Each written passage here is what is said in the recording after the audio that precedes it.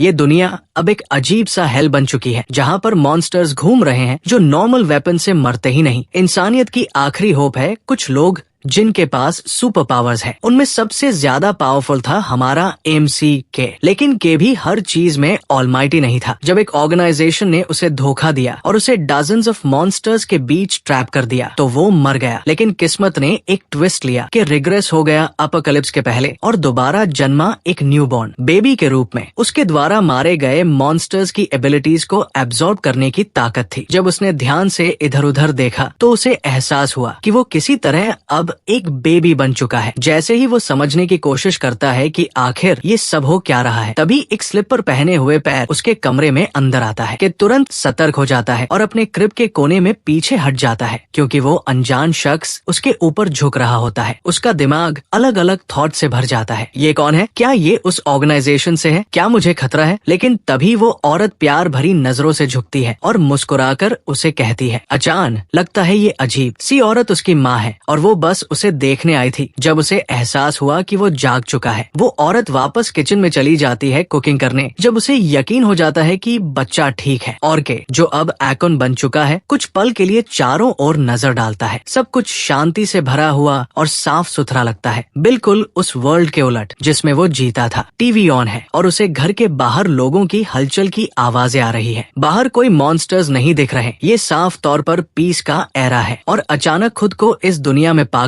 एकोन सोच में पड़ जाता है, क्या मुझे दोबारा सब कुछ खत्म होने से पहले इसे बचाने का मौका मिला है? यहाँ एक बेबी के रूप में होना मतलब साफ है, उसे री-इनकार्नेट किया गया है। अब वो एक ऐसी वर्ल्ड में है जहाँ वो भयानक कैटेस्ट्रोफी कभी हुआ ही नहीं। और सबसे जरूरी बात, यहाँ कोई ऑर्गेनाइजेशन भी नहीं है। इसका मतलब ये है कि बहुत लंबे समय के बाद अचन पहली बार असली फ्रीडम महसूस करेगा। अपने पिछले जीवन में चाहे जो भी सहा हो, किस्मत के भगवान ने उसे पूरी तरह छोड़ा नहीं है। आज का दिन हमेशा याद रखा जाएगा, एक न्यू बिगिनिंग का दिन। वो पास में टंगे कैलेंडर की ओर देखता है और उस पर लिखा साल पढ़ता है, 2020। इसका मतलब है कि वो जागा है उस तबाही से काफी पहले। इस बार शायद वो सब कुछ बदल सके। दी ग्रेट कैटेस्ट्रोफी ये तो अच्छा नहीं है, क्योंकि अपने अभी के बेबी बॉडी में वो कुछ भी नहीं कर सकता। उसे खड़ा होने के लिए भी किसी चीज का सहारा लेना पड़ता है और उसके छोटे छोटे हाथ पैर उसके शरीर का वजन तक नहीं संभाल सकते। उसका थ्रोट भी अजीब लगता है, अपनी पहले वाली अडल्ट बॉडी से बिल्कुल अलग, इसलिए वो बोल भी नहीं सकता। ये सब उसके लिए बहुत बुरी खबर है, क्योंकि time is of the essence, वक्त बहुत कम है और वो एक नॉर्मल बेबी बनकर कुछ नहीं कर सकता। जब पूरी दुनिया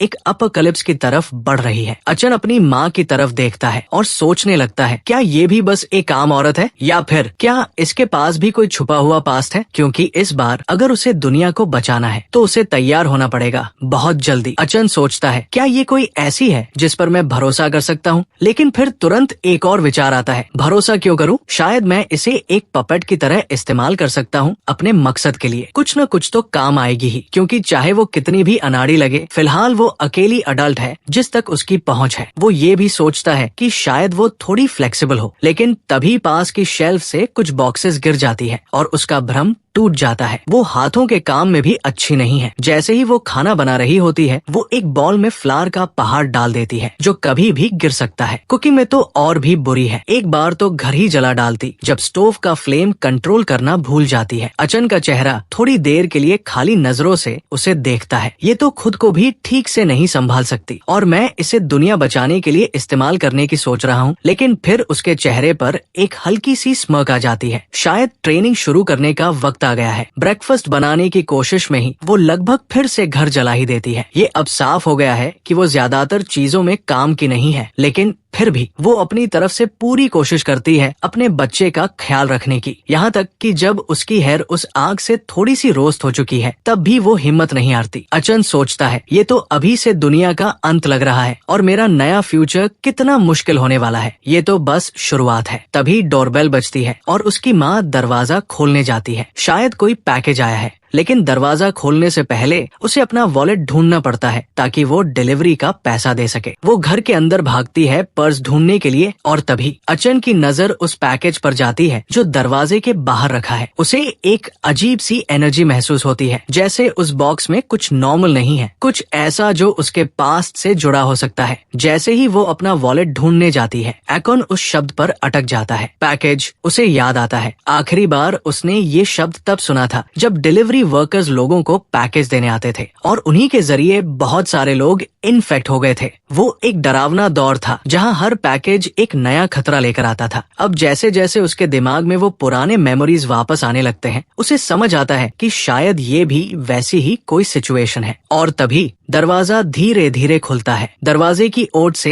एक गुलिश और सड़ी सी आवाज आती है, ले लो, ये पैकेज तुम्हारे लिए है। एकॉन की आंखें सिकुड़ जाती है। वो जान चुका है क्या होने वाला है और जैसे ही दरवाजा पूरा खुलता है, वो ठीक वैसा ही होता है जैसा एकॉन ने सोचा था। बाहर खड़ा है एक इन्फेक्टेड डिलीवरी वर्कर जिसकी आंखें पूरी तरह सफेद, चेहरा पिघला हुआ और हाथों में थामा हुआ है वही पैकेज जो शायद इस शांत दुनिया में आने वाली पहली तबाही का संकेत है। दरवाजे के उस पार जो पर्सन है वो अब पूरी तरह से इन्फेक्टेड हो चुका है और वो एक डिलीवरी मॉन्स्टर में बदल चुका है। एकॉन डर नहीं सकता, चाहे उसका शरीर अभी एक बेबी का हो, लेकिन उसके अंदर है एक जंगजू की स्पिरिट। उसे खुद को बचाना ही होगा और उसके पास बचाव के लिए बस दो चीजें हैं, एक बेबी बॉटल और एक पिलो जो उसकी माँ ने उसके लिए रखा था। वो बिना समय गवाए पिलो उठाता है और जमीन पर फेंक देता है, एक सॉफ्ट लैंडिंग की तैयारी करते हुए। उसी पल मॉन्स्टर एक भयानक ब्लास्ट छोड़ता है सीधा उसके क्रिब की तरफ, उसके हेड को निशाना बनाते हुए। वो हमला इतना तेज होता है कि क्रिब के बार्स दो हिस्सों में कट जाते हैं। एकॉन तेजी से अपनी बॉटल पकड़ता है और क्रिब से बाहर एक फुर्तीले रोल में निकल जाता है। वो सीधा पिलो पर लैंड करता है जैसे उसने प्लान किया था। अब उसका अगला कदम क्या होगा, बचना या एक बेबी के हाथों में सबसे पहली फाइट शुरू करना। जिस पिलो पर वो लैंड करता है वही वो पहले जमीन पर फेंक चुका था। कहने की जरूरत नहीं, अगर उस तरह का कोई भी ब्लास्ट उसे छू भी गया तो उसकी मौत पक्की है। लेकिन एकॉन डरता नहीं। उसने अपने पिछले जीवन में कई मॉन्स्टर से लड़ाइयाँ लड़ी है और उसे अच्छी तरह पता है कि इस वक्त मैं इस मॉन्स्टर को हरा नहीं सकता। सामने जो खड़ा है वो एक एम्प्लीफाइड मॉन्स्टर लगता है, एक ऐसा इवोल्व्ड रूप जो आम इन्फेक्शन से कहीं ज्यादा डेंजरस है। उसके सिर पर फैले हुए टेंटिकल्स तो और भी खतरनाक लगते हैं, जो शायद दूर से हमला करने या पकड़ने में इस्तेमाल होते हैं। लेकिन एकॉन को एक और बात पता है, इतने स्ट्रॉन्ग मॉन्स्टर्स की एक बहुत बड़ी कमजोरी होती है, ये टाइट टर्न्स नहीं ले पाते। और अब वो अपनी स्ट्रैटेजी बनाता है। स्पीड और एंगल ही उसका सबसे बड़ा हथियार है। अगर मैं इसे घूमने पर मजबूर कर दूं तो कुछ वक्त निकाल सकता हूँ और शायद उस बॉटल में भी कुछ खास काम आ जाए। एकॉन अपनी बॉटल को हल्के से मॉन्स्टर के पैरों के नीचे टॉस करता है, एक बिल्कुल सही टाइमिंग पर। जैसे ही मॉन्स्टर उसकी तरफ झपटता है, उसका पैर बॉटल पर पड़ता है और वो अपना बैलेंस खो बैठता है। वो पूरे वेग से एकॉन के ऊपर से उड़ता हुआ जाता है और सीधा विंडो तोड़कर बाहर क्रैश कर जाता है। एकॉन की आंखों में पहली बार एक छोटा सा मुस्कान आता है। थैंक्स पास्ट लाइफ, उन सभी ब्रूटल फाइट्स के लिए। उसने जो सीखा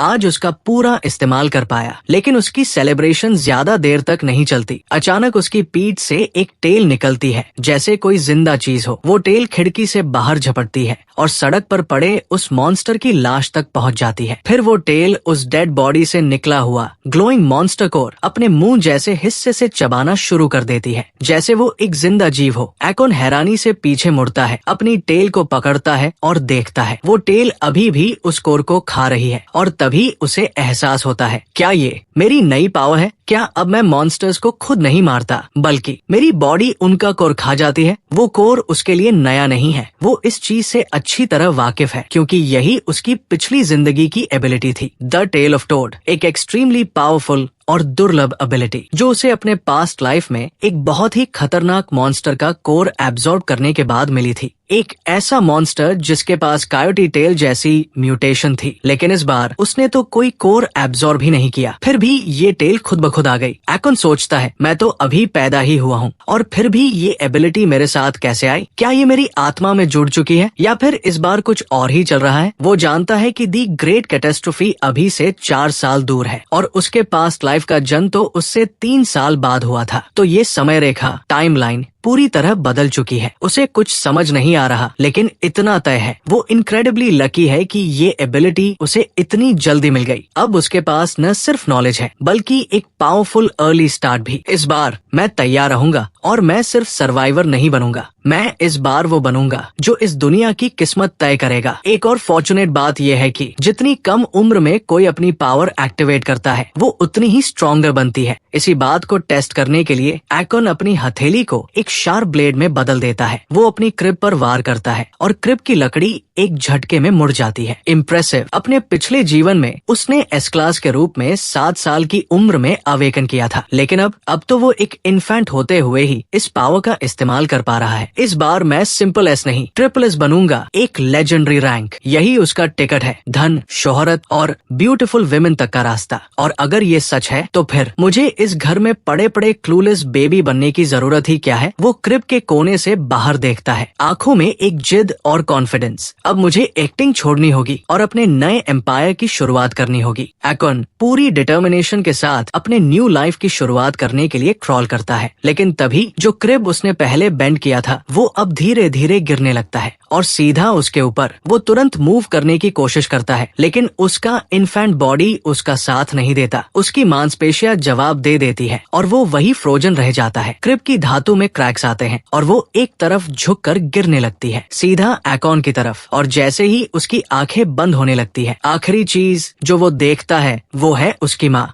जो बेतहाशा उसकी तरफ दौड़ रही है, आंखों में डर और ममता। उस गिरते क्रिब के साए में उसकी यादें फ्लैश करने लगती है। उसकी पास्ट लाइफ की सबसे भयानक मेमोरी, उसका रूथलेस मास्टर जिसने उसे छोटी उम्र से ही अत्याचार, टॉर्चर और मौत के करीब लाने वाले ट्रायल से गुजारा। वो आदमी जिसने उसे ताकत तो दी लेकिन इंसानियत छीन ली। मास्टर ज़ेरोन, तूने मुझे तोड़ा था, लेकिन इस बार मैं अपने तरीके से बनूंगा। और फिर सब कुछ अंधेरा हो जाता है। उस आदमी ने उसे ऐसी घिनौनी चीजें करने पर मजबूर किया, जैसे कुत्तों का खाना खाना, बस जिंदा रहने के लिए। इन सब का सिर्फ एक मकसद था, उसे ये साबित कराना कि वो वाकई ऑर्गेनाइजेशन का एक वफादार कुत्ता है। हो अब का एकॉन के दांत किटकिटा उठते हैं गुस्से और अपमान से। ऑर्गेनाइजेशन का डॉग, क्या मैं बस यही था उनके लिए? वो इस सोच में डूबा ही होता है कि तभी उसकी आंखें धीरे धीरे खुलती है। धूप की हल्की रोशनी उसके चेहरे पर पड़ती है। लगता है वो ब्लैक्ड आउट हो गया था। उस मॉन्स्टर को हराने के बाद वो खुद को धीरे धीरे उठाने की कोशिश करता है और पास ही अपनी माँ को बैठे हुए देखता है। वो एक किताब में कुछ लिख रही होती है, शायद एक डायरी या कुछ और। एकॉन की नजर उसके चेहरे पर जाती है, थकी हुई लेकिन जिंदा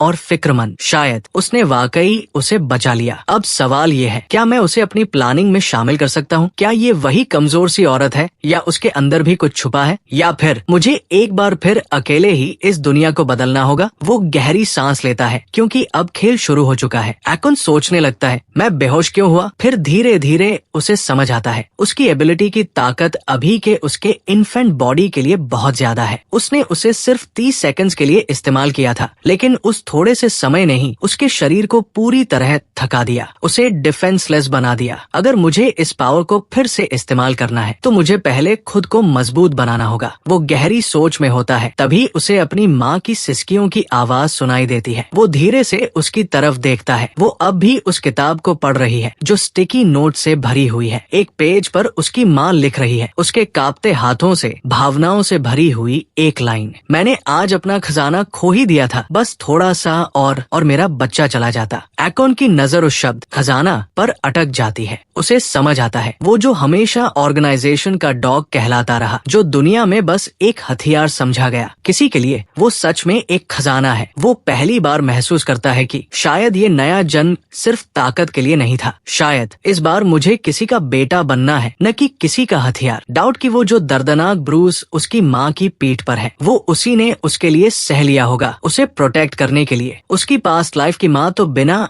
एक सेकंड सोचे उसे ऑर्गेनाइजेशन को बेच देती, बस कुछ क्विक प्रॉफिट के लिए। लेकिन ये औरत, उसने खुद को खतरे में डाल दिया, बस एक बेबी को बचाने के लिए जिसे अभी बोलना भी नहीं आता। एकॉन का दिल पहली बार थोड़ा नरम पड़ता है। वो अपनी एक छोटी सी उंगली उठाता है और धीरे से अपनी माँ के हाथ पर रखता है, एक कंफर्ट देने की कोशिश में। जैसे ही उसकी माँ उसका टच महसूस करती है, वो तुरंत झुककर उसे गले से लगा लेती है। एक भींचता हुआ डर और प्यार से भरा हग। उस आंसू भरी ममता में कुछ ऐसा था जो एकॉन ने पहले कभी महसूस नहीं किया था। वो जान गया ये औरत उस औरत से अलग है और उसी पल वो फैसला करता है, मैं इसके साथ कुछ वक्त रहूंगा। शायद उसके अंदर जो मॉन्स्टर स्लेइंग वॉरियर है वो थोड़ा सन भी बन सकता है। फिर भी वो जानता है अभी सब कुछ खत्म नहीं हुआ। अपोकलिप्स अब भी 4 साल दूर है और तैयारी अभी से शुरू करनी होगी। ज्यादा वक्त नहीं बचा है। दुनिया एक हफ्ते से भी कम में बदलने वाली है। एकॉन जानता है कि अगला मॉन्स्टर शायद ऑलरेडी रास्ते में है और अगर उसे अपना नया घर, अपनी माँ और खुद को प्रोटेक्ट करना है तो सिर्फ 30 सेकंड्स की फाइट से बात नहीं बनेगी। उसे स्ट्रॉन्गर, फास्टर, स्मार्टर बनना होगा अभी के अभी। उसी वक्त अपार्टमेंट के बाहर एक विंडो क्लीनर कांपते हुए दर्द से कराह रहा होता है। उसकी आंखों, मुंह और नाक से नीला स्लाइम बह रहा होता है। वो स्लाइम धीरे धीरे नीचे गिरता है और एक ड्रेन पाइप में सिरक जाता है, किसी खास जगह की तरफ बढ़ता हुआ,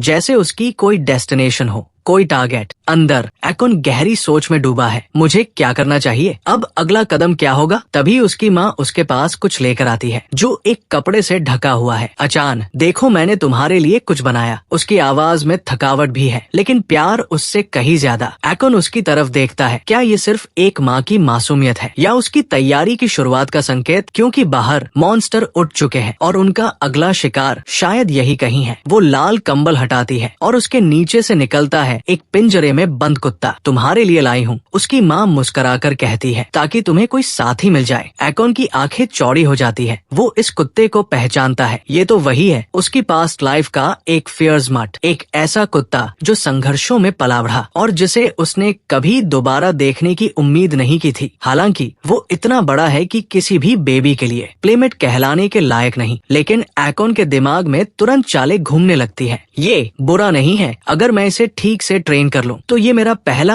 असली एलाय बन सकता है इस नई दुनिया में। उसकी माँ थोड़ी दिमाग से हल्की हो सकती है लेकिन कभी कभी वो सही इंट्यूशंस पर काम कर जाती है। उसने जाने अनजाने में मुझे एक फ्यूचर बॉडीगार्ड दे दिया। वो कुत्ते की आंखों में झांकता है और वहाँ उसे डर नहीं बल्कि एक दबी हुई वाइल्डनेस दिखाई देती है। परफेक्ट, वो मन ही मन सोचता है, चलो अब असली ट्रेनिंग शुरू होती है। अगर एकॉन इसे सही तरह से ट्रेन कर ले तो ये कुत्ता सिर्फ एक साथी नहीं बल्कि एक पावरफुल एलाय बन सकता है। यहाँ तक कि भविष्य में उसका माउंट यानी एक तरह का ट्रांसपोर्टेशन भी। एक बड़ा कुत्ता शायद उतना बुरा भी नहीं है। उसके चेहरे पर एक हल्की सी स्मर्क आती है और उसकी माँ वो छोटी सी मुस्कान देख लेती है। वो भी मुस्कुराती है जैसे उसे यकीन हो गया हो कि उसने सही फैसला किया। कम से कम मेरा बच्चा खुश तो हुआ। वो उन्हें साथ छोड़कर घर के बाकी कामकाज करने चली जाती है और अब कमरे में रह जाते हैं एकॉन और उसका नया अभी अभी आया साथी। एकॉन उसकी तरफ घूरता है, आंखों में एक वॉरियर की कोल्ड प्लानिंग और स्ट्रैटेजिस्ट की कैलकुलेशन। अब तुझे किस चीज से शुरू करूं? डिसिप्लिन,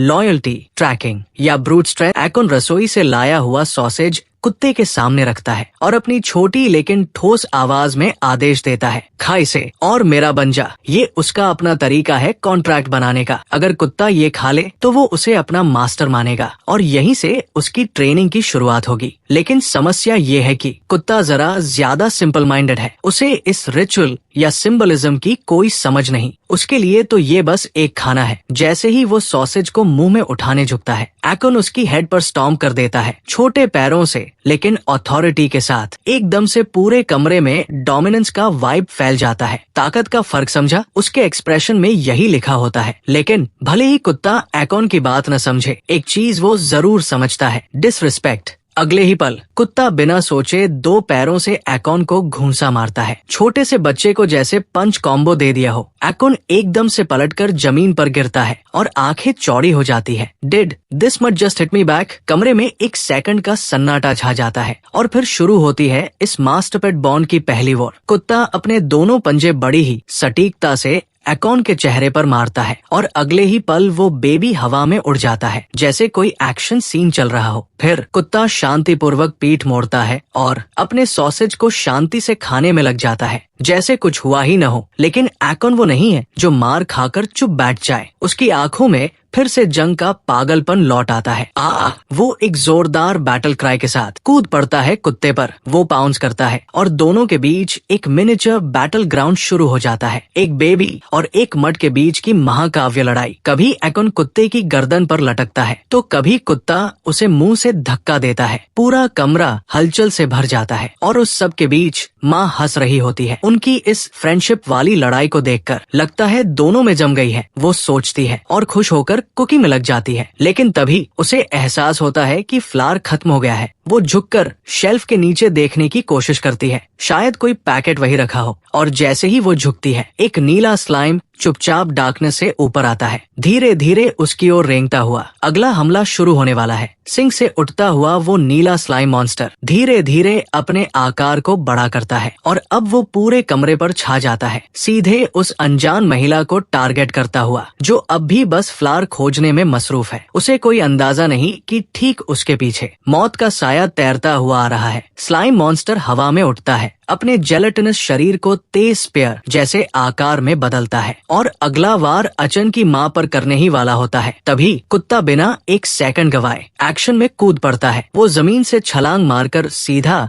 अपनी मालकिन की तरफ भागता है और ऐन वक्त पर उसे धक्का देकर सिंक कबर्ड के अंदर गिरा देता है। बिल्कुल स्लाइम के वार से एक पल पहले स्लाइम का अटैक चूक जाता है और अब वो गुस्से में कुत्ते की तरफ मुड़ता है। कुत्ता बिना डरे उस पर झपटता है और दोनों के बीच शुरू होती है एक viscous slippery tooth and claw fight. पीछे एकॉन अब भी फर्श पर बैठा है, लेकिन उसकी आंखें सब कुछ ध्यान से देख रही है। वो देखता है कैसे ये कुत्ता, जिसे उसने अभी तक सिर्फ एक खिलौना या साथी माना था, उसकी माँ के लिए लड़ रहा है, बिना डरे बिना हिचके। और वो मन ही मन कहता है, ठीक है, तुमने अपनी जगह बना ली है, अब से तुम मेरे सोल्जर नहीं मेरे भाई हो। लेकिन ये लड़ाई अभी खत्म नहीं हुई। स्लाइम मॉन्स्टर अभी भी पूरी ताकत में है और अब उसकी नजर एकॉन पर है। एकॉन पूरे सीन को बस एक अनइम्प्रेस्ड बोर्ड एक्सप्रेशन के साथ देखता है, जैसे ये सब उसके लिए कोई सीरियस थ्रेट ही न हो। यूजलेसली वीक, बस झंझट है, वो मन ही मन सोचता है, लेकिन अनोइंग तो है ही,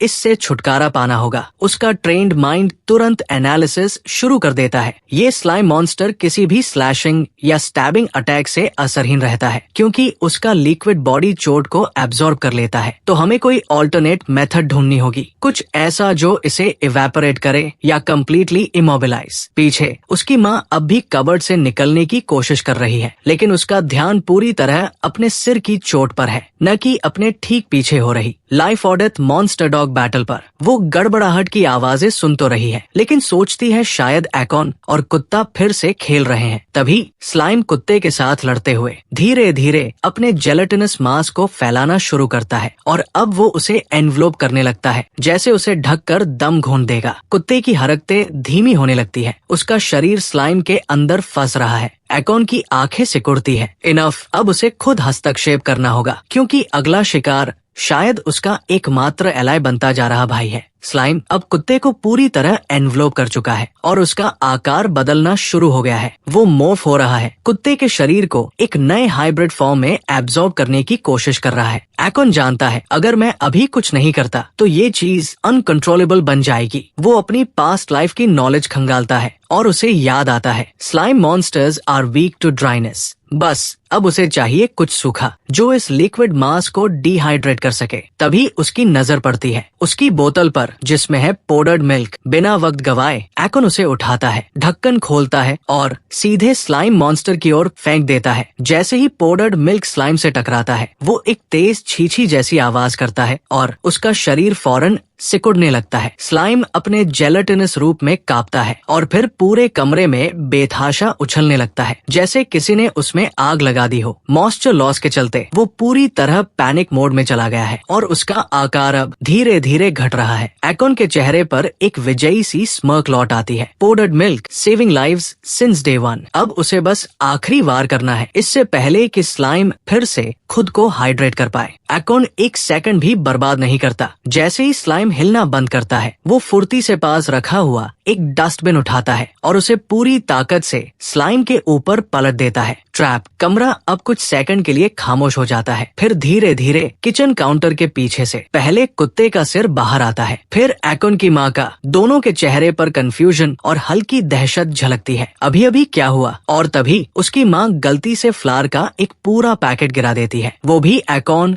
और कुत्ते दोनों के ऊपर। एक सेकंड के लिए तो दोनों बस फ्रीज हो जाते हैं, फिर छींके, खराश और सफेद बादल कमरे में भर जाते हैं। अचू, माँ घबराकर चिल्लाती है, ओ नहीं, मेरा कपड़ा खराब हो गया, और तेजी से बाथरूम की ओर भागती है, कपड़ों पर फ्लावर के दाग लगने से पहले उसे धोने के लिए। लेकिन एकॉन के चेहरे पर अब भी वही थ्रिल और एक्साइटमेंट है। उसने न सिर्फ एक मॉन्स्टर देखा बल्कि उसे काबू में भी कर लिया। स्लाइम्स ज्यादा खतरनाक नहीं लेकिन रेयर होते हैं, और अगर इनका सही से इस्तेमाल किया जाए। उसकी आंखों में फिर से कैलकुलेशंस शुरू हो जाती है। इनसे फ्यूचर में बहुत कुछ सीखा जा सकता है, शायद बायो वेपन्स के लिए या एनर्जी एक्सट्रैक्शन। और इस जीत की खुशी में वो बिल्कुल भी ध्यान नहीं देता कि डस्टबिन के नीचे हल्की सी हिलचाल फिर से शुरू हो गई है। स्लाइम्स अकेले में भले ही ज्यादा खतरनाक न हो, लेकिन एकॉन जानता है कि इनका स्ट्रैटेजिक इस्तेमाल कितना काम का हो सकता है। इनका लिक्विड एक तरह का नेचुरल मॉन्स्टर रिपेलेंट है। अगर मैं इसे खिड़कियों पर फैला दूं, तो ये बाहर के मॉन्स्टर्स को घर के पास आने से डिटर कर सकता है। वो मन ही मन प्लान्स बना ही रहा होता है कि तभी डस्टबिन हिलता है धीरे से। फिर अचानक बिना किसी चेतावनी के स्लाइम एक झटके में बाहर उछलता है। वो एकॉन की चट फिल्ड साइलेंस को एस्केप अपॉर्चुनिटी समझकर झपट मारता है। डॉग तुरंत रिएक्शन में कूदता है, उसके और दरवाजे के बीच ब्लॉक बनकर खड़ा हो जाता है।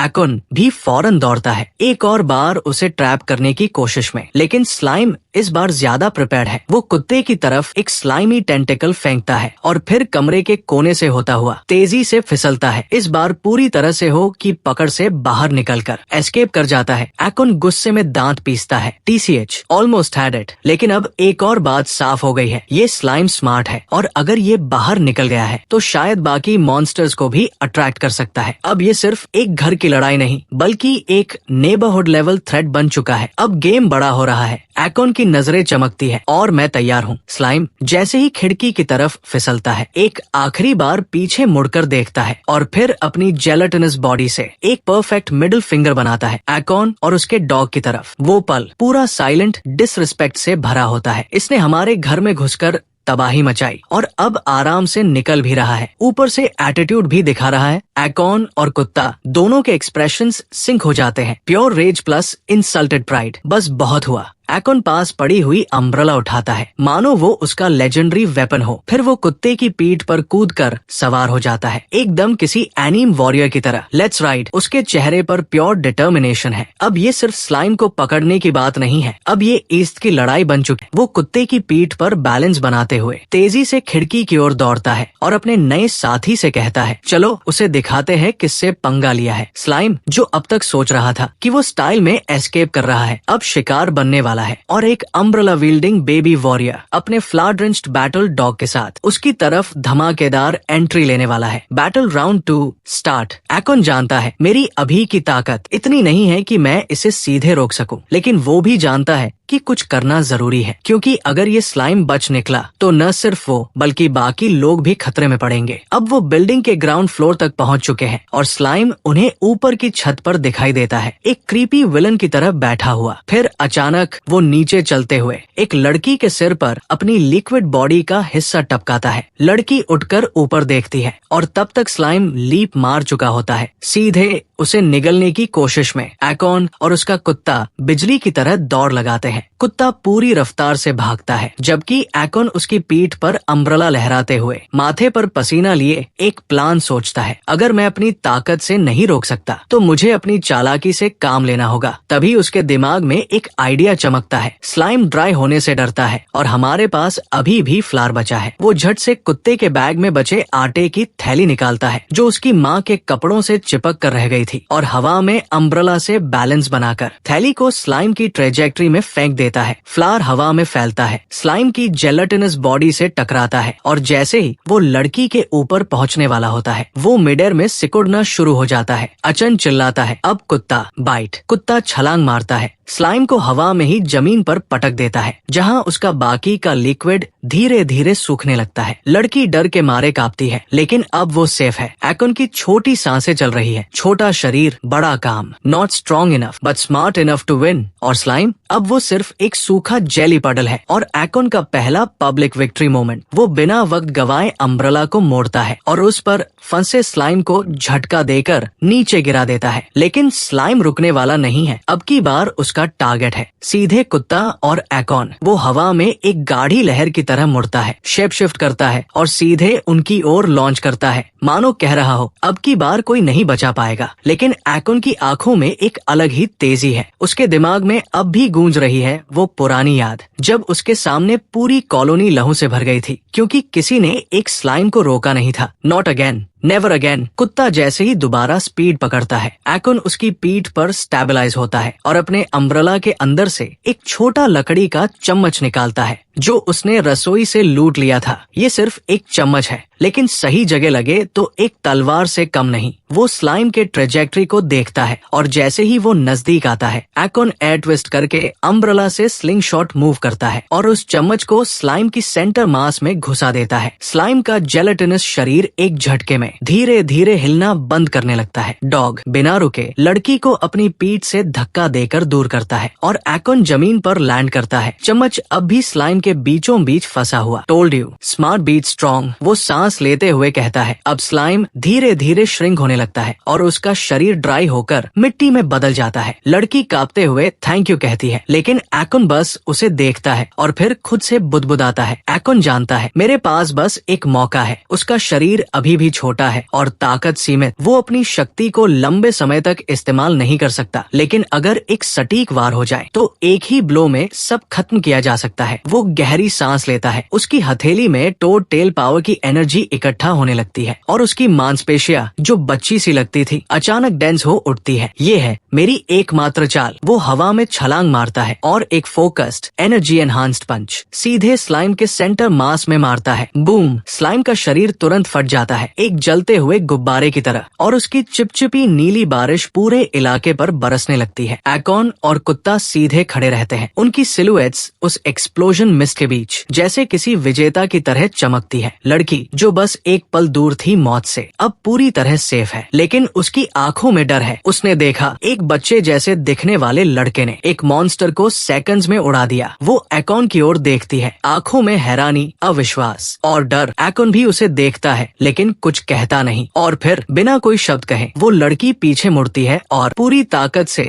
वहाँ से भाग जाती है। एकॉन उसकी परछाई को देखता है और हल्के से बुदबुदाता है, Sam old story, save them and they still run. कुत्ता उसके पास आता है, उसे हल्की टेल नच देता है। एकॉन नीचे देखता है, फिर मुस्कुराता है, एटलीस्ट तू तो नहीं भागा। और उस पल से वो जानता है लोगों को बचाना आसान है, लेकिन भरोसा जीतना सबसे मुश्किल। इस बार कुछ अलग हो रहा है। एकॉन नीचे सड़क पर बिखरे हुए स्लाइम के चिपचिपे टुकड़ों को देखता है और अचानक उसके डायपर से वो जानी पहचानी पूंछ फिर से बाहर निकलती है। वो इंस्टिंक्टिवली उसकी दिशा में इशारा करता है और टोड टेल अपने आप सारे स्लाइम फ्रैगमेंट्स की ओर बढ़ जाती है। श्लर्प श्लर्प, पूंछ एक एक करके हर स्लाइम रेसिड्यू को एब्जॉर्ब करने लगती है, मानो वो खुद भूखी हो। एकॉन की आंखें चौड़ी हो जाती है। वेट, ये तो उसकी यादें फ्लैश करती है। पास्ट लाइफ के नियम में वो एक बार में सिर्फ एक मॉन्स्टर एबिलिटी एब्जॉर्ब कर सकता था। अगर वो कोई नई शक्ति लेता था तो पुरानी परमानेंटली खो जाती थी, लेकिन अब वो साफ साफ महसूस कर सकता है, मैंने टोड की पावर तो पहले से ही रखी है और अब स्लाइम की एनर्जी भी जुड़ रही है। दोनों एक साथ उसकी पूंछ एब्जॉर्ब करने के बाद हल्के नीले रंग में चमकती है और एकॉन को भीतर एक नया विस्कस डिफेंसिव एनर्जी पल्स महसूस होता है। Is this power stacking? उसका दिल तेजी से धड़कता है क्योंकि ये सिर्फ बदलाव नहीं बल्कि एक गेम चेंजर है। मैं अब एक बार में मल्टीपल पावर्स रख सकता हूँ, तो इस बार मैं अनस्टॉपेबल बन सकता हूँ। लेकिन एक्साइटमेंट के बीच वो एक बार फिर उस दौड़ती हुई लड़की की दिशा में देखता है। पावर जितनी बढ़ेगी डर भी उतना ही बढ़ेगा। वो लंबी सांस लेता है, फिर अपनी पूंछ को वापस डायपर में समेटता है और कुत्ते की पीठ थपथपाता है। चलो क्लीन अप हो गया, अब अगला मॉन्स्टर कब आएगा? His early awakening in this life. एकॉन अपनी हथेली में एक जेलेटिनस स्लाइम बॉल बनाकर घुमाता है। वो सेमी ट्रांसपेरेंट, हल्का सा नीला और पूरी तरह से जिंदा लगता है। वो क्लियरली देख सकता है कि टोड टेल की एब्जॉर्बिंग ट्रेट और स्लाइम की मैलेबल फॉर्म अब एक साथ कोएग्जिस्ट कर रहे हैं। वो मन ही मन सोचता है, लास्ट लाइफ में किने कभी दो पावर्स को एक साथ होल्ड करने की कोशिश नहीं की थी, क्योंकि अगर ऑर्गेनाइजेशन को पता चलता तो वो डिसेक्ट कर देते। थे, इसलिए कि हमेशा एबिलिटीज को बहुत रेयरली स्विच करता था और वही उसकी गलती बन गई। बट दिस टाइम एकॉन अपनी उंगली से स्लाइम बॉल को दबाता है और वो तुरंत उसकी हथेली में समा जाता है जैसे उसकी बॉडी का हिस्सा हो। दिस टाइम मैं बाउंड नहीं हूँ, this time I am evolving faster than anyone else. और फिर उसकी नजर जाती है अपनी टोड टेल पर, जो अब ज्यादा लंबी, ज्यादा फ्लेक्सिबल और हल्की सी नीली चमक से घिरी हुई है। ये टेल इवॉल्व हो रही है, maybe because I awakened it as a baby, या शायद क्योंकि इस बार मेरा सोल पहले से ही बैटल हार्डन्ड है। उसे लगता है ये एवोल्यूशन कोई आम म्यूटेशन नहीं बल्कि एक कॉस्मिक रिस्पॉन्स है। उसकी दूसरी जिंदगी की यादों के कारण वो सीधा खड़ा होता है, पूंछ फिर से डायपर के अंदर लहराकर गायब हो जाती है। एकॉन बुदबुदाता है, इस बार मैं खुद को नहीं रोकूंगा, न ऑर्गेनाइजेशन से डरूंगा, न लोगों की नजरों से। अगर मेरी ताकत मुझे भगवान बना सकती है तो मैं खुद भगवान बनूंगा। कुत्ता उसके पास आता है, उसकी टांग पर हल्के से सिर टिकाता है। एकॉन मुस्कुराता है, फिर कहता है, चलो अगली शक्ति की तलाश शुरू करते हैं। उसकी एज को देखकर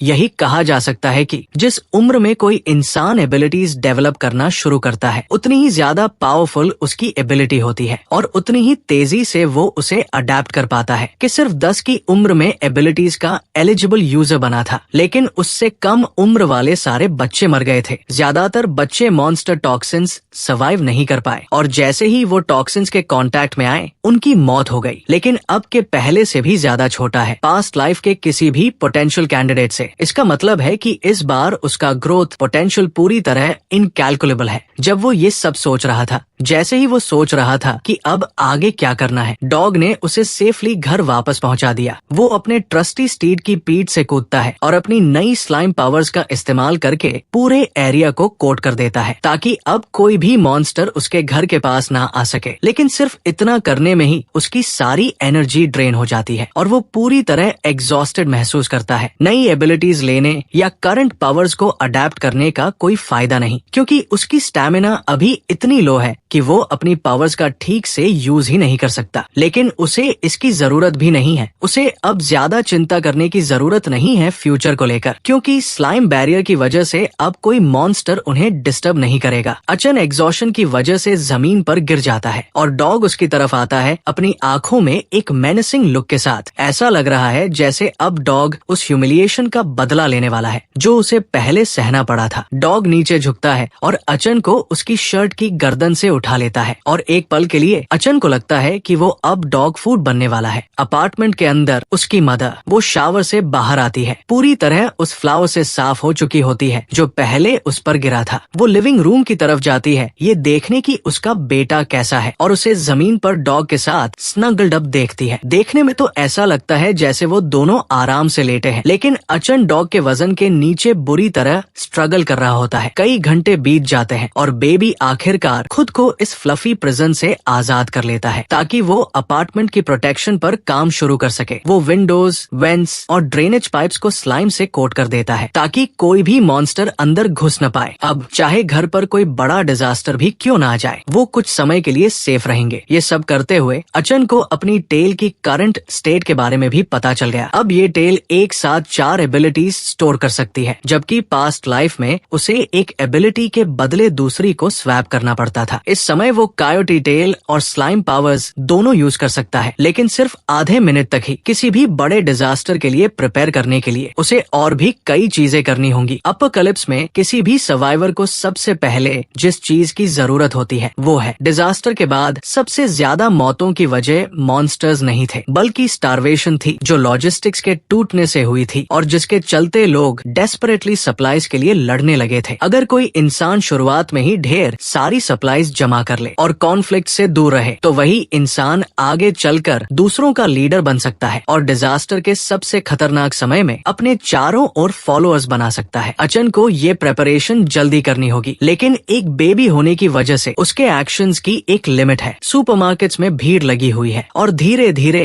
ये सारी जगह मॉन्स्टर से भर जाएंगी। अगर सिर्फ एक इंसान भी इन्फेक्टेड हो गया तो डिजीज इतनी तेजी से फैलेगा कि उसे रोकना नामुमकिन हो जाएगा। अपने करंट बेबी बॉडी के साथ एकोन अकेले किसी बड़े होर्ड को हैंडल नहीं कर सकता, लेकिन अभी ऐसे ज्यादा प्लेसेस भी नहीं है जहाँ से वो सप्लाईज ले सके। वो सोचने लगता है कि फ्यूचर में सप्लाईज हासिल करने के और कौन कौन से ऑप्शंस हो सकते हैं। तभी लिविंग रूम की टेबल पर रखा उसकी माँ का फोन बजने लगता है। एकोन उसकी तरफ जाता है ये देखने की कौन है और देखता है कि लगातार मैसेजेस आ रहे हैं। लैंडलॉर्ड के ग्रुप चैट में मैसेजेस आ रहे थे। अच्छी बात ये थी कि उसकी माँ का फोन लॉक नहीं था, इसलिए एकोन आसानी से उसे खोल कर देख सकता था कि क्या चल रहा है। ग्रुप चैट में लोग एक अजीब वायरस के बारे में बात कर रहे थे जो फैलता जा रहा है और लोग इन्फेक्टेड होकर मॉन्स्टर्स बनते जा रहे हैं। ये साफ है कि अभी तक किसी को इस आने वाले अपकलिप्स की सच्चाई का अंदाजा नहीं है और अचन को उन्हें थोड़ी सी हेल्प करने में कोई दिक्कत नहीं है। वो चुपचाप एक नया अकाउंट बनाता है और उस ग्रुप में ज्वाइन करके सबको इन्फॉर्म करता है कि एक बड़ी डिजास्टर आने वाली है और वो सबको समझाता है कि उन्हें अपनी सप्लाईज अभी इकट्ठा कर लेनी चाहिए, इसके पहले कि सब कुछ पूरी तरह केओस में बदल जाए। भले ही वो उन्हें केयरफुली गाइडेड इंस्ट्रक्शंस दे रहा है, लेकिन ये साफ है कि कोई भी उस पर विश्वास नहीं कर रहा। उसका अकाउंट अभी नया है और प्रोफाइल भी नहीं बनी, जिससे उसकी बात और भी अनबिलीवेबल लग रही है। एक बेबी होने की वजह से वो ज्यादा कुछ कर भी नहीं सकता और ऑनलाइन फोरम्स भी ज्यादा हेल्प नहीं कर पा रहे। इस रफ्तार से तो ये सारे लोग ऑर्गेनाइजेशन बनने से पहले ही मर जाएंगे। तभी अचानक फोन पर एक फ्रेंड रिक्वेस्ट आती है। वो क्यूरियोसिटी में उस फ्रेंड रिक्वेस्ट को एक्सेप्ट कर लेता है और सामने वाला सीधा मुद्दे पर आता है और कहता है कि अगर वो सच में सप्लाईज ढूंढ रहा है तो वो उसके साथ एक डील करना चाहता है। उस पर्सन का यूजर नेम हॉट होता है और ये नाम अचन को कुछ जाना पहचाना सा लगता है। ये वही नाम था जो एक औरत ने यूज किया था जो ऑर्गेनाइजेशन में काम करती थी। अचन का गैस बिल्कुल स्पॉट ऑन होता है और स्क्रीन के दूसरी तरफ वही हॉट होती है जिसके बारे में वो सोच रहा था। वो आराम से एक चेयर पर बैठी होती है, चारों ओर कंप्यूटर्स और गैजेट से घिरे हुए रूम में, और अचन को टेक्स्ट कर रही होती है। ऐसा लग रहा है कि अब उसके लिए चीजें बहुत इंटरेस्टिंग होने वाली है। ये साफ है कि जिससे भी वो बात कर रही है वो एक बेहद कॉशियस इंसान है, लेकिन कोई भी डील फाइनलाइज करने से पहले वो ये जानना चाहता है कि उसका एक्चुअल प्लान क्या है। अब तक बात करना ही मुश्किल हो गया है क्योंकि दोनों ने आपस में ज्यादा कुछ कहा ही नहीं है, इसलिए वो डिसाइड करती है कि अब सीधे मुद्दे पर आना चाहिए और एक प्रपोजल रखती है ताकि डील पक्की हो सके। वो उसे ऑफर करती है कि उसे जो सप्लाईज चाहिए, चाहे वो फूड हो, वाटर, आर्मोर या कुछ और, उसे जो कुछ भी चाहिए वो सब कुछ उसे मिल सकता है। सिर्फ एक ही चीज है जिस पर वो प्राइस लगाएगी और वो है इन्फॉर्मेशन। उसकी कीमत होगी पूरे 100 मिलियन येन, लेकिन हॉट के लिए ट्रांसपोर्टेशन भी एक बड़ी प्रॉब्लम है, इसलिए वो एक और ऑफर देती है कि अगर अचन उसे अपनी कलेक्टेड सप्लाईज में से 20% दे दे तो वो उसे जरूरी इन्फॉर्मेशन दे सकती है। उसकी आवाज का टोन और वो 100 मिलियन येन वाली बात दोनों ही किसी स्कूल किड की तरह लगती है। लॉजिकली देखा जाए तो इसमें कोई शक नहीं कि जिससे वो बात कर रहा है वो वही हॉट है जिसे वो ऑर्गेनाइजेशन से जानता है। वो बात करना जारी रखता है। वो उससे डायरेक्टली रिलेट करते हुए पूछता है, मैं तुम्हारी बातों पर ट्रस्ट क्यों करूं? साथ ही वो ये भी पूछता है कि उसे ये नेगोशिएशंस एक्सेप्ट ही क्यों करने चाहिए। एच उससे पूछती है, क्या तुम चाहते हो कि मैं तुम्हारी एनिमी बनूं इंस्टेड ऑफ एलाई? वो चाहती है कि दोनों के बीच बिकरिंग या डिस्ट्रस्ट ना हो, बल्कि वो अच्छे से साथ काम करें। बेबी इस बात से अग्री करता है और पूछता है कि सप्लाईज पिक करने की जगह कहाँ है। वो बताती है कि उसने वो इन्फॉर्मेशन उसके अपार्टमेंट बिल्डिंग के बॉटम फ्लोर में एक मेल बॉक्स में रख दी है। ऑर्गेनाइजेशन अभी तक बना ही नहीं है, जिसका मतलब ये है कि हॉट अभी उसका एग्जीक्यूटिव भी नहीं बनी है, लेकिन फिर भी वो एक डेंजरस औरत है जो लोगों को मैनिपुलेट करने के लिए इन्फॉर्मेशन का इस्तेमाल करती है अपने फायदे के लिए। एक बार अगर वो किसी पर नजर जमा ले तो वो अपनी हर ट्रिक का इस्तेमाल करेगी उसे पूरी तरह से एक्सप्लॉइट करने के लिए। ऐसा पॉसिबल ही नहीं है कि वो किसी ऐसे इंसान के साथ जेन्युइनली गेट अलोंग करना चाहे जिससे उसने अभी अभी बात करना शुरू किया है। वो तो बस इन्फॉर्मेशन को बेट बनाकर उसे ट्रैप में फंसाना चाहती है, लेकिन इस बार एकोन उसके ट्रिक्स को अच्छे से समझ चुका है और इस बार वो हॉट नहीं बल्कि एकोन ही होगा जो पूरा गेम स्टर करेगा। वो पहले थोड़ा रेस्ट करता है और 2 घंटे की नींद लेता है। जब उसकी नींद पूरी होती है तो उसकी सारी यूज्ड अप स्टैमिना रिकवर हो चुकी होती है और अब वो रेडी है वो इन्फॉर्मेशन लेने के लिए जिसकी उसे जरूरत है। एलिवेटर में सिक्योरिटी कैमरास लगे हुए हैं और वो नहीं चाहता कि उसकी आइडेंटिटी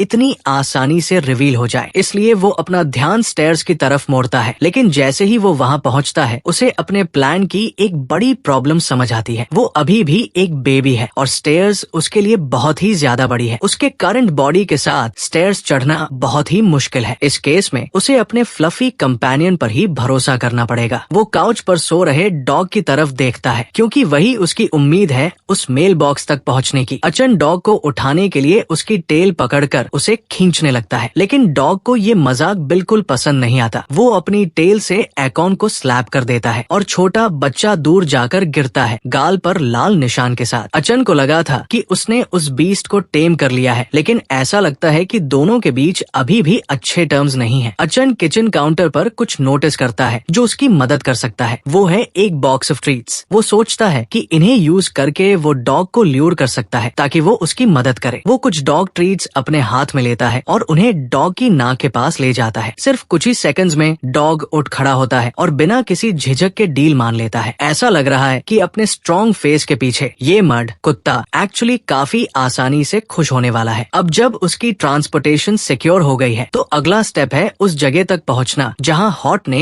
इन्फॉर्मेशन ड्रॉप की थी। उसे ये काम अपनी माँ के जागने से पहले ही करना है। वो डॉग की सवारी करता है पूरे अपार्टमेंट बिल्डिंग में और आखिरकार वहां पहुंचता है जहां मेल बॉक्सेस लगे हुए हैं। मेल बॉक्सेस में से एक में एक पिंक लेटर बाहर की तरफ निकला हुआ होता है। ये साफ है कि वही उसका टारगेट है, लेकिन वहां एक कैमरा भी लगा हुआ है जो उस एरिया को वॉच कर रहा है। ये बिल्कुल ऑब्वियस है कि एच उस कैमरा का इस्तेमाल उसकी आइडेंटिटी कंफर्म करने के लिए करना चाहती है। अगर ऐसा हो गया तो उसकी सारी इन्फॉर्मेशन तुरंत बेच दी जाएगी और वो अपना अपर हैंड खो देगा। एच उन लोगों से डील नहीं करती जिन्हें वो जानती नहीं, इसलिए एचोन को अब बहुत सोच समझ कर चलना होगा। उसे किसी भी हालत में अपनी एनोनिमिटी बनाए रखनी है। इस केस में उसे बस हॉट को कंफ्यूज करना होगा। बेबी अपनी पावर्स एक्टिवेट करता है और स्लिम रेड टेंड्रल्स पूरे रूम में फैल जाते हैं, सराउंडिंग्स को स्कैन करते हुए। अपार्टमेंट की सिक्योरिटी कैमरा के अलावा वो 3 और हिडन कैमरास ढूंढ लेता है जो ज्यादातर चांसेस में हॉट नहीं लगाए होंगे। ये पूरी तरह से साफ है कि वो उसकी आइडेंटिटी को डेस्परेटली एक्सपोज करना चाहती है। हॉट अपने कंप्यूटर रूम में बैठकर हंस रही होती है, ईगली वेट करते हुए ये देखने के लिए कि इस बार उसका ट्रैप कौन सा बेवकूफ फंसने वाला है। लेकिन किसी के कुछ समझने से पहले ही मेल बॉक्स के पास पहुंचते ही हॉट को उस इंसान से कंफर्मेशन मिल जाता है जिससे वो बात कर रही थी कि उसने इन्फॉर्मेशन ऑलरेडी कलेक्ट कर ली है। वो डेस्परेटली कैमरा फुटेज चेक करती है, लेकिन उसे फीड में सिर्फ एक डॉग दिखता है जो मेल बॉक्स के बगल में खड़ा है। उसे ये बिल्कुल भी पता नहीं होता कि उसी डॉग के पीछे ही बैठा है वो इंसान जो उसकी नींद उड़ा रहा है। एकॉन चुपचाप लेटर को पढ़ने की कोशिश करता है बिना उसके जाने और क्लेवरली पता कर लेता है कि कैमरा का ब्लाइंड स्पॉट कहाँ है और अपने फरी कंपेनियन का यूज करता है खुद को छुपाने और चुपचाप लेटर पढ़ने के लिए। एकॉन मेल बॉक्स से फ्लायर उठा लेता है और बिना किसी को दिखे जल्दी से वहाँ से भाग जाता है। फ्लायर में क्लियरेंस सेल का मेंशन होता है एक सुपरमार्केट में जो उसी एरिया में है और ज्यादा चांसेस है कि उसे वही जाना है। जैसे ही वो फ्लायर पढ़ रहा होता है हॉट बार बार उसकी फोन पर मैसेज करने लगती है पूछते हुए कि वो है कौन एग्जैक्टली। एकॉन उसे टीज करता है और कहता है कि अगर वो उसे 100 मिलियन येन दे दे तो वो अपनी आइडेंटिटी रिवील कर देगा। हॉट और ज्यादा गुस्सा हो जाती है क्योंकि ये साफ है कि जो भी ये बंदा है वो उसे क्लियरली हल्के में ले रहा है। हॉट ये सुनिश्चित करना चाहती है कि उसे पछताना पड़े। वो एक स्पाइडर सर्वेलेंस सिस्टम एक्टिवेट करती है जो ड्रेन के अंदर छुपा हुआ था और उसे पूरे बिल्डिंग को स्कैन करने का ऑर्डर देती है। स्पाइडर लुकिंग डिवाइस में कैमरा लगा होता है और ये dust proof, water proof, temperature resistant, magnet resistant, high speed और इलेक्ट्रिक शॉक से भी सुरक्षित होता है। स्पाइडर धीरे धीरे एकॉन और डॉग की तरफ बढ़ता है, लेकिन उसी वक्त एक पैर ऑफ फ्लफी स्लिपर्स जो सीढ़ियों से नीचे आ रहे होते हैं उसे जोर से कुचल देते हैं। हॉट दर्द से चिल्ला उठती है जब उसका $30 मिलियन रोबोट पल भर में नष्ट हो जाता है। कुछ ही सेकंड्स में सब कुछ बदल जाता है। जो इंसान उस स्पाइडर को डिस्ट्रॉय करता है वो और कोई नहीं बल्कि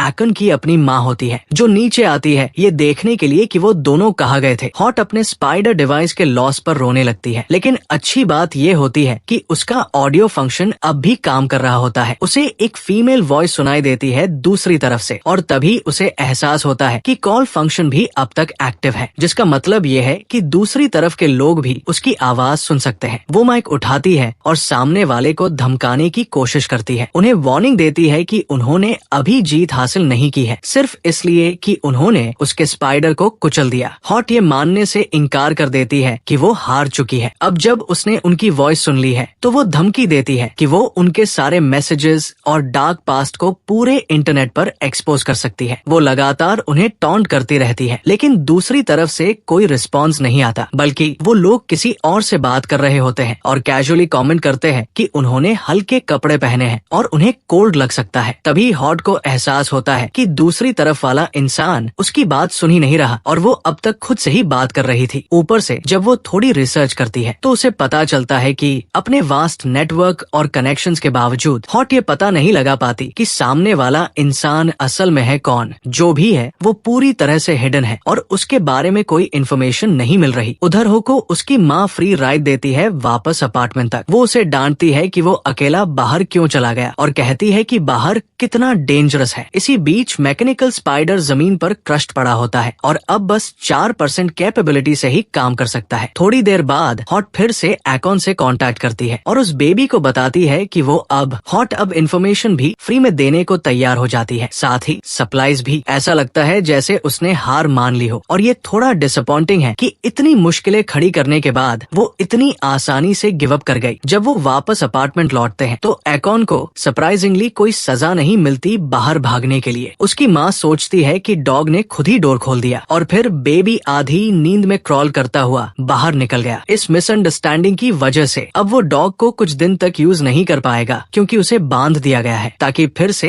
ऐसी कोई गलती न हो। ऐसी और घटनाओं को रोकने के लिए डॉग को बांध दिया गया है। हॉट के अनुसार एक वेयरहाउस स्टाइल का सुपरमार्केट जल्दी ही ओपन होने वाला है, जिसका मतलब है कि वो जो सप्लाईज दे रही है वो किसी और से चुराए गए इन्वेंट्री से है। हॉट का इतना विलिंगली देना थोड़ा सरप्राइजिंग है। इतने सब कुछ के बावजूद वो काफी जेनरस लग रही है। अगर हो को मटेरियल्स इकट्ठा करने हैं तो उसे ये काम जल्द से जल्द करना होगा, लेकिन सबसे पहले उसे ये सोचना है कि वो सुपरमार्केट तक पहुंचेगा कैसे। उसने एक फ्लायर टेबल पर छोड़ दिया ताकि उसकी माँ उसे देख सके, लेकिन अब तक उसने उस पर ध्यान ही नहीं दिया। वो सीधे उसे एंड ऑफ द वर्ल्ड के बारे में तो नहीं बता सकता, लेकिन उसे कुछ न कुछ करना ही होगा। जब वो ये सोच रहा होता है कि क्या करे, उसे अपनी माँ की बातों से पता चलता है कि घर में सिर्फ 5 डेज का मिल्क बचा है। यही परफेक्ट अपॉर्चुनिटी है और वो इसका फायदा उठा सकता है। वो टेबल पर रखा मिल्क का कप गिरा देता है और फिर नॉइज सुनकर जब उसकी माँ आती है तो वो प्रिटेंड करता है कि वो अब भी सो रहा है। जब उसकी माँ मिल्क साफ करने जाती है तभी उसकी नजर टेबल पर पड़े फ्लायर पर जाती है और आखिरकार वो उसे नोटिस करती है। वो फ्लायर उठाती है और सोचने लगती है कि शायद उसे एक बार सुपरमार्केट जाकर चेक करना चाहिए, और सब कुछ अचन के प्लान के मुताबिक होने लगता है। आखिरकार वेयरहाउस ट्रिप का दिन आ ही जाता है और उसकी माँ उसे पिंक कपड़ों में तैयार कर देती है, जिससे उसे थोड़ी डिसअपॉइंटमेंट होती है। जब वो दोनों बाहर निकलते हैं, डॉग को घर पर छोड़ा जाता है जहाँ उसके पास खाने के लिए भरपूर फूड रखा गया होता है। वो लोग सुपरमार्केट पहुँचते हैं, लेकिन उससे पहले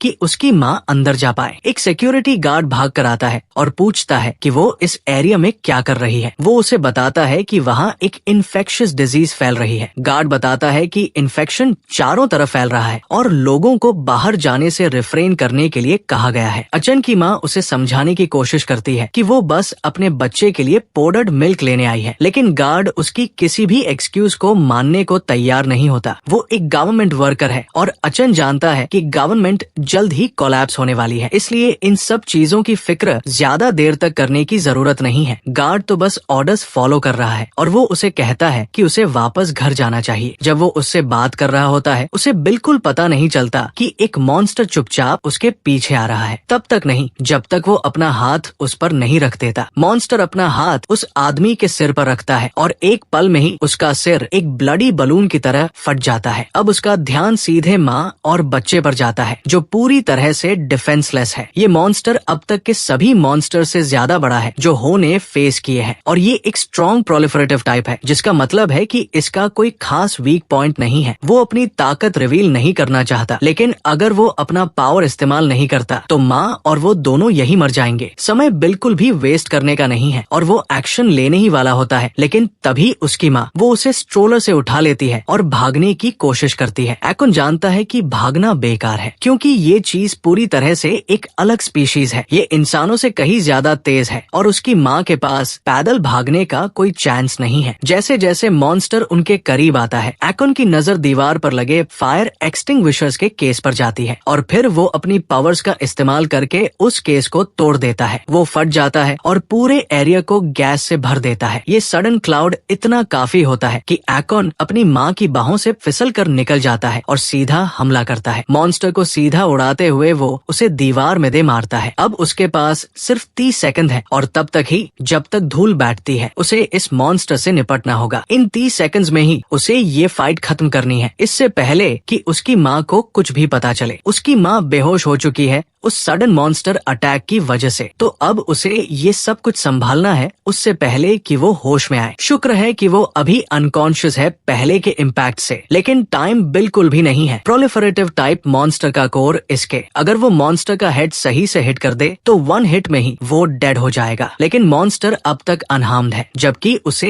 एक पावरफुल स्ट्राइक दी जा चुकी है। अचन को इस बार 1 ब्लो में उसे फिनिश करना होगा, वरना वो और उसकी मदर दोनों डेंजर में पड़ सकते हैं। इस बार उसके पास कोई शॉर्टकट नहीं है जैसे प्रीवियस टाइम्स में होता था। अब उसे प्योर स्ट्रेंथ से उसे हेड ऑन फाइट करना होगा। शुक्र है कि इस टाइम वो खड़ा हो सकता है, उसे अब क्रॉल नहीं करना पड़ेगा। मॉन्स्टर अब धीरे धीरे उठ रहा है और अचन उसे ऑब्जर्व कर रहा है। मॉन्स्टर ने इनिशिएटिव लिया और चाइल्ड की तरफ जंप किया, लेकिन अचन टाइम पर साइड में डॉज कर गया। फिर उसने अपनी टोड एबिलिटी के थिन स्ट्रैंड से मॉन्स्टर को स्लाइस कर दिया। हालांकि वो उसे पूरी तरह से खत्म नहीं कर पाया, लेकिन उस हैवी अटैक के बाद वो उसे ब्लीड करवाने में सफल रहा। हालात अभी कुछ खास अच्छे नहीं है, लेकिन हाँ को पूरा यकीन है कि जीत उसी की होगी। वो दोबारा अटैक करने के लिए आगे बढ़ता है। इस बार उसे यकीन है कि अब वो कम से कम उसे रोकने लायक बन चुका है। उसके छोटे से बॉडी की वजह से वो आसानी से मॉन्स्टर के ज्यादातर अटैक्स को डॉज कर लेता है और अपनी टोड एबिलिटी की स्ट्रिंग का यूज करके उसके चारों तरफ स्विंग करता है और उसे रैप कर देता है। फिर जैसे ही वो लैंड करता है एक झटके में स्ट्रिंग को खींचता है और मॉन्स्टर के शरीर को इंस्टेंटली काट देता है। ऐसा लग रहा है कि अब अपर हैंड उसी के पास है, लेकिन अभी भी मॉन्स्टर को हराने के लिए उसके हेड पर स्ट्राइक करना जरूरी है। लकीली इतना बड़ा बॉडी फास्ट मूविंग बेबी पर एम करना मुश्किल बना देता है और उसे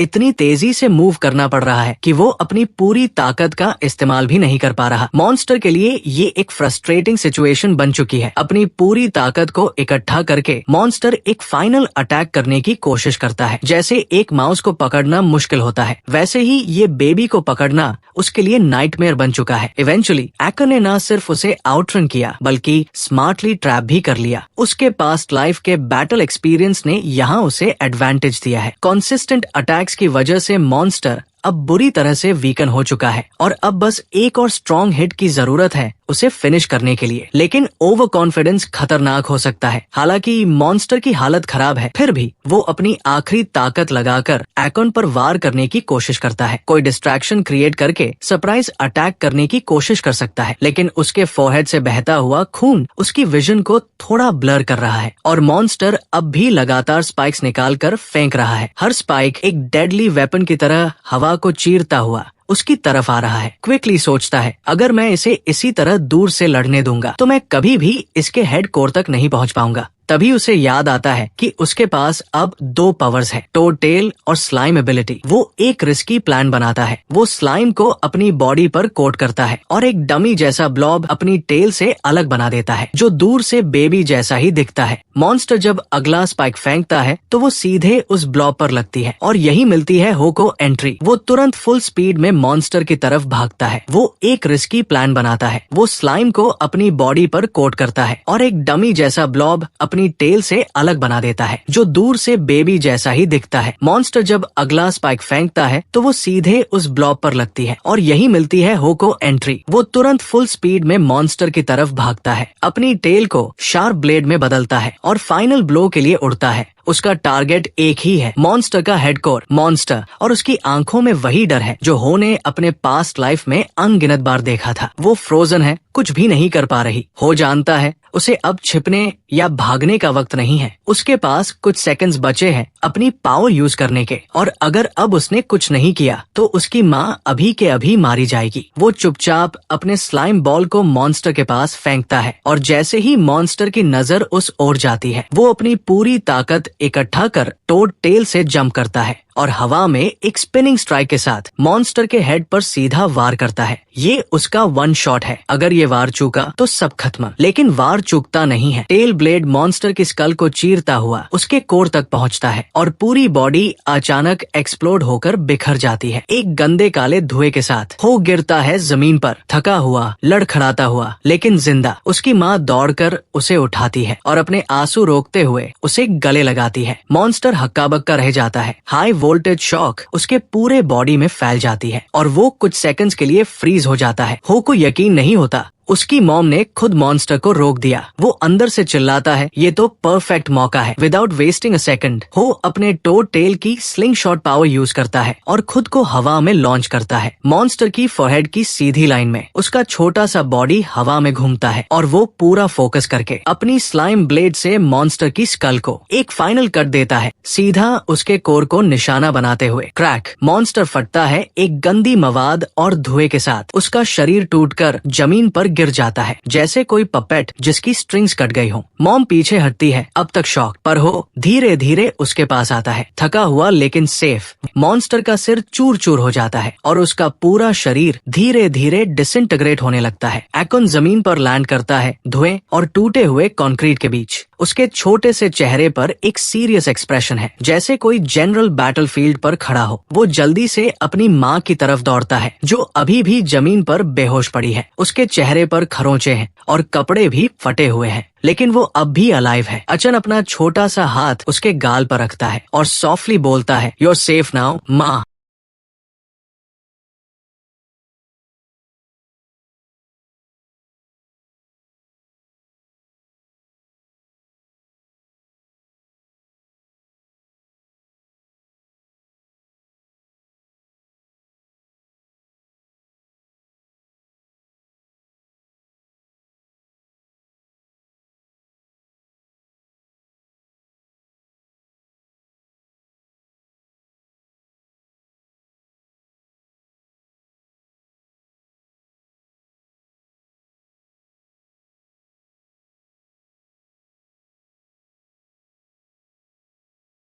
हॉट का इतना विलिंगली देना थोड़ा सरप्राइजिंग है। इतने सब कुछ के बावजूद वो काफी जेनरस लग रही है। अगर हो को मटेरियल्स इकट्ठा करने हैं तो उसे ये काम जल्द से जल्द करना होगा, लेकिन सबसे पहले उसे ये सोचना है कि वो सुपरमार्केट तक पहुंचेगा कैसे। उसने एक फ्लायर टेबल पर छोड़ दिया ताकि उसकी माँ उसे देख सके, लेकिन अब तक उसने उस पर ध्यान ही नहीं दिया। वो सीधे उसे एंड ऑफ द वर्ल्ड के बारे में तो नहीं बता सकता, लेकिन उसे कुछ न कुछ करना ही होगा। जब वो ये सोच रहा होता है कि क्या करे, उसे अपनी माँ की बातों से पता चलता है कि घर में सिर्फ 5 डेज का मिल्क बचा है। यही परफेक्ट अपॉर्चुनिटी है और वो इसका फायदा उठा सकता है। वो टेबल पर रखा मिल्क का कप गिरा देता है और फिर नॉइज सुनकर जब उसकी माँ आती है तो वो प्रिटेंड करता है कि वो अब भी सो रहा है। जब उसकी माँ मिल्क साफ करने जाती है तभी उसकी नजर टेबल पर पड़े फ्लायर पर जाती है और आखिरकार वो उसे नोटिस करती है। वो फ्लायर उठाती है और सोचने लगती है कि शायद उसे एक बार सुपरमार्केट जाकर चेक करना चाहिए, और सब कुछ अचन के प्लान के मुताबिक होने लगता है। आखिरकार वेयरहाउस ट्रिप का दिन आ ही जाता है और उसकी माँ उसे पिंक कपड़ों में तैयार कर देती है, जिससे उसे थोड़ी डिसअपॉइंटमेंट होती है। जब वो दोनों बाहर निकलते हैं, डॉग को घर पर छोड़ा जाता है जहाँ उसके पास खाने के लिए भरपूर फूड रखा गया होता है। वो लोग सुपरमार्केट पहुँचते हैं, लेकिन उससे पहले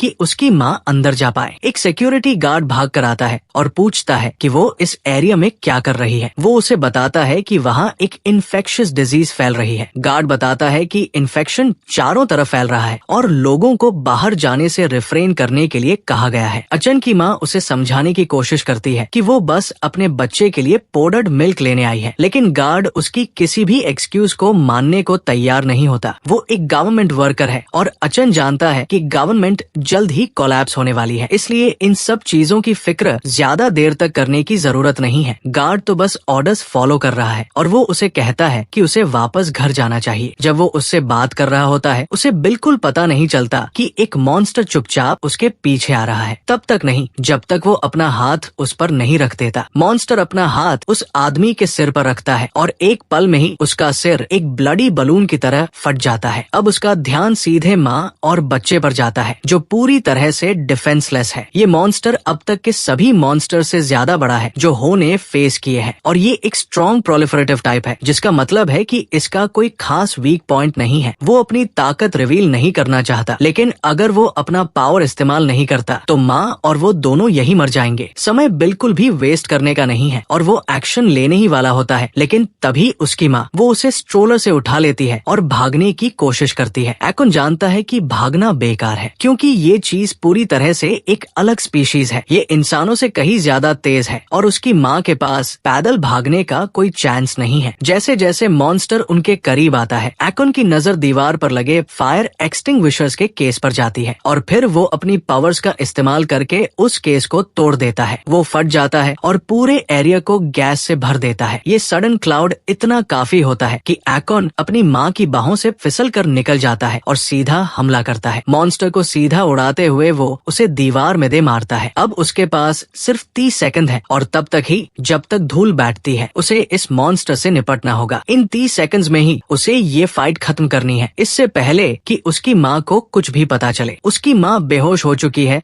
उस सडन मॉन्स्टर अटैक की वजह से, तो अब उसे ये सब कुछ संभालना है उससे पहले कि वो होश में आए। शुक्र है कि वो अभी अनकॉन्शियस है पहले के इम्पैक्ट से, लेकिन टाइम बिल्कुल भी नहीं है। प्रोलिफरेटिव टाइप मॉन्स्टर का कोर इसके, अगर वो मॉन्स्टर का हेड सही से हिट कर दे तो 1 हिट में ही वो डेड हो जाएगा। लेकिन मॉन्स्टर अब तक अनहार्म्ड है, जबकि उसे एक पावरफुल स्ट्राइक दी जा चुकी है। अचन को इस बार 1 ब्लो में उसे फिनिश करना होगा, वरना वो और उसकी मदर दोनों डेंजर में पड़ सकते हैं। इस बार उसके पास कोई शॉर्टकट नहीं है जैसे प्रीवियस टाइम्स में होता था। अब उसे प्योर स्ट्रेंथ से उसे हेड ऑन फाइट करना होगा। शुक्र है कि इस टाइम वो खड़ा हो सकता है, उसे अब क्रॉल नहीं करना पड़ेगा। मॉन्स्टर अब धीरे धीरे उठ रहा है और अचन उसे ऑब्जर्व कर रहा है। मॉन्स्टर ने इनिशिएटिव लिया और चाइल्ड की तरफ जंप किया, लेकिन अचन टाइम पर साइड में डॉज कर गया। फिर उसने अपनी टोड एबिलिटी के थिन स्ट्रैंड से मॉन्स्टर को स्लाइस कर दिया। हालांकि वो उसे पूरी तरह से खत्म नहीं कर पाया, लेकिन उस हैवी अटैक के बाद वो उसे ब्लीड करवाने में सफल रहा। हालात अभी कुछ खास अच्छे नहीं है, लेकिन हाँ को पूरा यकीन है कि जीत उसी की होगी। वो दोबारा अटैक करने के लिए आगे बढ़ता है। इस बार उसे यकीन है कि अब वो कम से कम उसे रोकने लायक बन चुका है। उसके छोटे से बॉडी की वजह से वो आसानी से मॉन्स्टर के ज्यादातर अटैक्स को डॉज कर लेता है और अपनी टोड एबिलिटी की स्ट्रिंग का यूज करके उसके चारों तरफ स्विंग करता है और उसे रैप कर देता है। फिर जैसे ही वो लैंड करता है, एक झटके में स्ट्रिंग को खींचता है और मॉन्स्टर के शरीर को इंस्टेंटली काट देता है। ऐसा लग रहा है कि अब अपर हैंड उसी के पास है, लेकिन अभी भी मॉन्स्टर को हराने के लिए उसके हेड पर स्ट्राइक करना जरूरी है। लकीली इतना बड़ा बॉडी फास्ट मूविंग बेबी पर एम करना मुश्किल बना देता है और उसे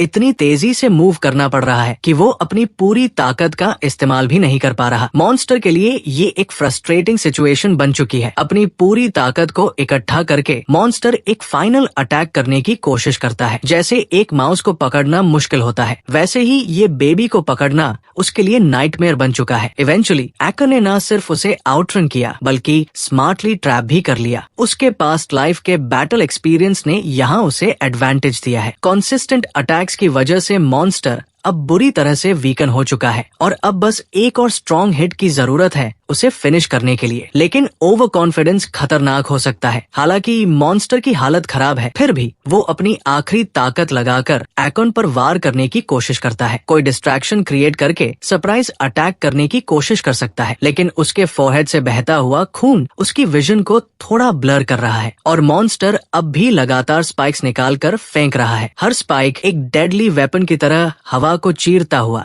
उसकी तरफ आ रहा है। क्विकली सोचता है, अगर मैं इसे इसी तरह दूर से लड़ने दूंगा तो मैं कभी भी इसके हेड कोर तक नहीं पहुंच पाऊंगा। तभी उसे याद आता है कि उसके पास अब 2 पावर्स है, टोड टेल और स्लाइम एबिलिटी। वो एक रिस्की प्लान बनाता है। वो स्लाइम को अपनी बॉडी पर कोट करता है और एक डमी जैसा ब्लॉब अपनी टेल से अलग बना देता है, जो दूर से बेबी जैसा ही दिखता है। मॉन्स्टर जब अगला स्पाइक फेंकता है तो वो सीधे उस ब्लॉब पर लगती है और यही मिलती है हो को एंट्री। वो तुरंत फुल स्पीड में मॉन्स्टर की तरफ भागता है। वो एक रिस्की प्लान बनाता है। वो स्लाइम को अपनी बॉडी पर कोट करता है और एक डमी जैसा ब्लॉब अपनी टेल से अलग बना देता है, जो दूर से बेबी जैसा ही दिखता है। मॉन्स्टर जब अगला स्पाइक फेंकता है तो वो सीधे उस ब्लॉब पर लगती है और यही मिलती है हो को एंट्री। वो तुरंत फुल स्पीड में मॉन्स्टर की तरफ भागता है, अपनी टेल को शार्प ब्लेड में बदलता है और फाइनल ब्लो के लिए उड़ता है। उसका टारगेट एक ही है, मॉन्स्टर का हेडकोर। मॉन्स्टर और उसकी आंखों में वही डर है जो हो ने अपने पास्ट लाइफ में अनगिनत बार देखा था। वो फ्रोजन है, कुछ भी नहीं कर पा रही। हो जानता है उसे अब छिपने या भागने का वक्त नहीं है। उसके पास कुछ सेकंड्स बचे हैं अपनी पावर यूज करने के, और अगर अब उसने कुछ नहीं किया तो उसकी माँ अभी के अभी मारी जाएगी। वो चुपचाप अपने स्लाइम बॉल को मॉन्स्टर के पास फेंकता है और जैसे ही मॉन्स्टर की नजर उस ओर जाती है, वो अपनी पूरी ताकत इकट्ठा कर टोड टेल से जंप करता है और हवा में एक स्पिनिंग स्ट्राइक के साथ मॉन्स्टर के हेड पर सीधा वार करता है। ये उसका 1 शॉट है। अगर ये वार चूका तो सब खत्म, लेकिन वार चूकता नहीं है। टेल ब्लेड मॉन्स्टर की स्कल को चीरता हुआ उसके कोर तक पहुंचता है और पूरी बॉडी अचानक एक्सप्लोड होकर बिखर जाती है, एक गंदे काले धुएं के साथ। हो गिरता है जमीन पर, थका हुआ, लड़खड़ाता हुआ, लेकिन जिंदा। उसकी माँ दौड़कर उसे उठाती है और अपने आंसू रोकते हुए उसे गले लगाती है। मॉन्स्टर हक्का बक्का रह जाता है। हाई वोल्टेज शॉक उसके पूरे बॉडी में फैल जाती है और वो कुछ सेकंड्स के लिए फ्रीज हो जाता है। हो को यकीन नहीं होता उसकी मॉम ने खुद मॉन्स्टर को रोक दिया। वो अंदर से चिल्लाता है, ये तो परफेक्ट मौका है। विदाउट वेस्टिंग अ सेकंड हो अपने टोड टेल की स्लिंग शॉट पावर यूज करता है और खुद को हवा में लॉन्च करता है। मॉन्स्टर की फोरहेड की सीधी लाइन में उसका छोटा सा बॉडी हवा में घूमता है और वो पूरा फोकस करके अपनी स्लाइम ब्लेड से मॉन्स्टर की स्कल को एक फाइनल कट देता है, सीधा उसके कोर को निशाना बनाते हुए। क्रैक, मॉन्स्टर फटता है एक गंदी मवाद और धुएं के साथ। उसका शरीर टूटकर जमीन पर गिर जाता है, जैसे कोई पपेट जिसकी स्ट्रिंग्स कट गई हो। मॉम पीछे हटती है, अब तक शॉक, पर हो धीरे धीरे उसके पास आता है, थका हुआ लेकिन सेफ। मॉन्स्टर का सिर चूर चूर हो जाता है और उसका पूरा शरीर धीरे धीरे डिसइंटीग्रेट होने लगता है। एकोन जमीन पर लैंड करता है, धुएं और टूटे हुए कंक्रीट के बीच। उसके छोटे से चेहरे पर एक सीरियस एक्सप्रेशन है, जैसे कोई जनरल बैटलफील्ड पर खड़ा हो। वो जल्दी से अपनी माँ की तरफ दौड़ता है, जो अभी भी जमीन पर बेहोश पड़ी है। उसके चेहरे पर खरोंचे हैं और कपड़े भी फटे हुए हैं, लेकिन वो अब भी अलाइव है। अचन अपना छोटा सा हाथ उसके गाल पर रखता है और सॉफ्टली बोलता है, "You're safe now, माँ।"